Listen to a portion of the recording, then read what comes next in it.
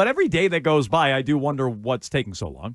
You know, like not just every day that goes by, but every slice of the pie that gets eaten up by some other contract is what's bothering me. Like, you know, if you're gonna commit to something like that, and I think we all agree, Swayman's the most important player on the team at this moment. I think he is, and you're doing all these other things, big contracts with long term. And letting that sort of sit there, you don't have a ton of space left. Like this, you still have other things you got to do. They have $10 million. That's what they don't have space for. So, like, they don't have space to do other things. If you're giving Swayman $8 million, they're going to have another $2 million. I think they're going to have to give him more. It's fair for him to ask for more. The Islanders and Winnipeg just gave an AAV of 8.25 and 8.5 to both of their goaltenders. Neither of their numbers are as Sorokin is one of them. Yeah. Right? Yeah. And the other one, I can't pronounce his name. I thought when I looked it up, something. I thought when I looked it up the other day, the top 5 goalies, it dropped off pretty quickly once you got to 5. I think you're outside of the 8s. I thought you have those numbers up in front of you. Is Hellebuck the other one? Hellebuck is the other one. And he got 8.5, and his numbers aren't as good as Swayman's. Now, look, Swayman's been just won the splitting the Vezina. load. I was going to say, yeah. Hellebuck's won a Vezina. Okay. Well, I thought we didn't care about the Vezina anymore. No, but I'm just telling you. The agents do. I'm just telling you. I mean, Hellebuck. Yeah, but I'm saying I think that Swayman is probably pushing for over 8, and they are balking at that. I don't have that information, but I would guess that. Hellebuck's also won playoff series, unlike Ullmark, rather. So, to but me, Swayman has. Swayman has. Yeah. I'm just telling you. If it's 8.2 or 8, really, what's the difference at the end of the day? We're haggling over it, but like the thing's going to be the same at the end of the day. They're going to have about $2 million to play around with for the rest of their roster. So are other pieces coming and going? I don't know. But in the meantime, I'm pretty confident it's going to get done. I'm a little nervous when I listen to Sweeney about Jeremy Swayman. Can I hear this yesterday? It's quick. Sway's a big part of this whole dynamic of what we were trying to put together. It's a priority for us. We're going to continue to find a negotiated landing spot. And, the timing is what it is, however long that takes. It's not impacted by what we did today. We're in a great spot to find, as I said, the best negotiated deal we can find for both sides. Okay.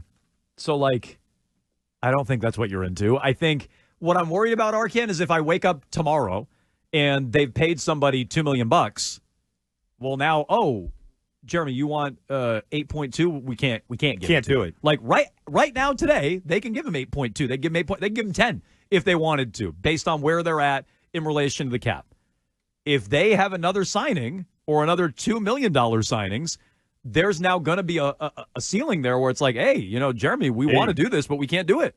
We can't do it. We can't do it. And if it really is going to get ugly, they have his rights and they can do what they did to him last year and they can go to arbitration again. If you really want to get ugly with that, you're shaking your head back there. Like, they can do that. That would be so rotten. Of course it would be. But, well, the fact that they're dragging it out to this point is pretty insulting, I think, if you're Jeremy Swayman and his representation right now. You're looking at this and going, okay, you're spending money. You had $20 million, and now you've decided, all right, we're going to prioritize these other things, these outside free agents, and bring all those in. And if we have enough money left over for you, Jeremy, we'll sign you to a number that maybe we can all agree on. You're probably not going to love it, but it's all we're going to have left because we have to get this guy, we have to get that guy, and you're our third, fourth, whatever priority.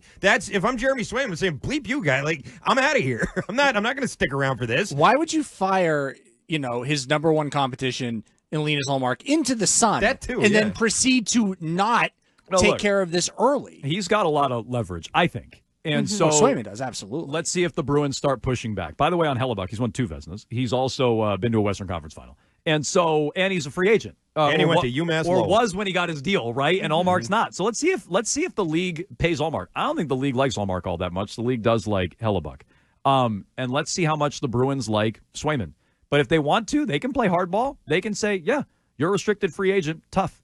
And so we're not paying you what you want. And if you're not happy with it, we'll take you to arbitration again. Be condo shopping in Dallas in less than a year. I mean, look, it wasn't Sweeney, but it was the Jeremy Jacobs ownership group. They'll take Ray Bork to arbitration. They could do it with someone like Jeremy Swayman. So mostly, I think yesterday should have been a good day for Jacobs. I was ready to come in and say the Bruins were following the Celtics model. Look at what the Bruins are doing. They're spending now on talent because they saw the Celtics, and this is how you got to do it. And they're selling. And it turns out the Celtics sell. And Jeremy Jacobs, let's see if they bust balls with Swayman or not. I'm not sure. But as of today, they have $10 million they can pay him. I don't think it's embarrassing in the meantime. I disagree with your wording there. But if they start signing guys and now the cap space is down to $7.5, $7 million and they're playing hardball with Swayman that way, Like, that's going to be a bad look. It will be a bad look, and that's the kind of thing that will be held against. Swayman's not happy with any of these negotiations. As DJ just said, never been happy with any negotiation never been they've easy. ever had. Yeah. And not that he's this athlete, and it's not the first time we've made this comparison, because Arcan, you compared Olmark to the Betts move. I did. But Mookie Betts was never happy with the Red Sox at every stop in their negotiations. Every goalie is Mookie Betts. And every Bruins goalie is Mookie Betts. Tuukka Rask, Mookie Betts. And ultimately, it became more and more contentious, and they had to trade him.